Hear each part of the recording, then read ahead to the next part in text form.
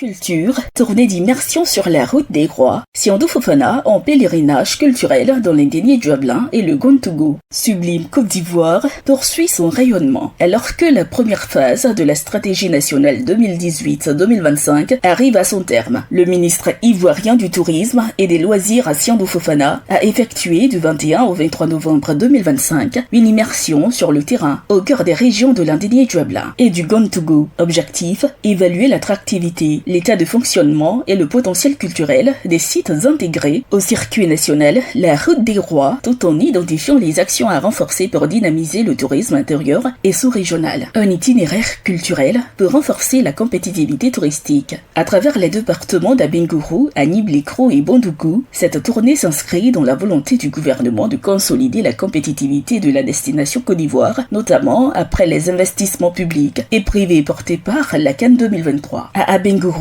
première étape, le ministre a animé une séance stratégique avec les opérateurs touristiques de l'hôtel Le Royaume. Il les a exhortés à développer des offres intégrées, hébergement, restauration, loisirs, excursions, afin de créer des expériences attractives adaptées aux attentes des visiteurs nationaux et ouest-africains. La visite coïncidant avec les fêtes de l'Ignam, Siandou Fofana a rappelé la force du patrimoine à Caen comme moteur de croissance touristique. Les rites, parures, danses, arts culinaires et traditions royales représentent selon le ministère des produits touristiques à forte valeur ajoutée, à mieux structurer. La route des rois s'inscrit d'ailleurs dans un portefeuille de 13 circuits nationaux conçus pour faire rayonner la diversité culturelle ivoirienne. Des moments forts au cœur des traditions. À Anib-Lécro, les célébrations ont été placées sous la bénédiction de Sa Majesté Digori Niama, roi du Djuablin. Le lendemain, à Tanguilan, le ministre a partagé des moments d'intense communion avec les populations, réaffirmant que la modernisation de l'offre touristique doit rester solidement ancrée dans les pratiques authentiques qui fondent la richesse culturelle du pays. La dernière étape, Bondougou, a offert un condensé de patrimoine matériel et immatériel. Après les civilités aux autorités coutumières, le ministre Siandou Fofana a visité la direction régionale du tourisme et des loisirs, évalué l'avancement de projets clés, notamment le centre d'observation des singes sacrés de Soko et l'atelier des potières de Motiamo, puis inspecté divers établissements hôteliers et de loisirs pour apprécier leur conformité, leur attractivité et leur capacité d'accueil, vers un rapport stratégique pour une Côte d'Ivoire touristique plus forte. Aux côtés de ses équipes, du corps préfectoral, des élus et des acteurs locaux, le ministre a mené un dialogue direct avec l'écosystème touristique afin d'identifier les besoins en formation, financement, mise à niveau et assistance technique. Un rapport stratégique consolidé sera produit à l'issue de cette immersion pour renforcer la coordination institutionnelle et communautaire, améliorer la conformité réglementaire des établissements, accroître la visibilité nationale et internationale des destinations régionales. Pour cette tournée sur la route des rois, Siandou Fofana réaffirme l'ambition d'une Côte d'Ivoire qui se raconte, se vit et se visite. Une Côte d'Ivoire profondément sublime. Une fresque nationale au-delà de la route des rois. Car sur cette route singulière, chaque étape est une rencontre avec l'histoire. Palais, rites initiatiques, chants ancestraux et mémoires vivantes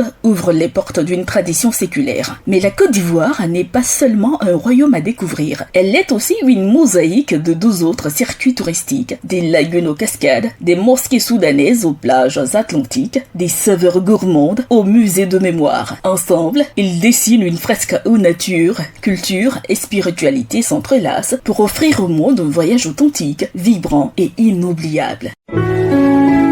APRA, Agence Presse, Radio et Audio.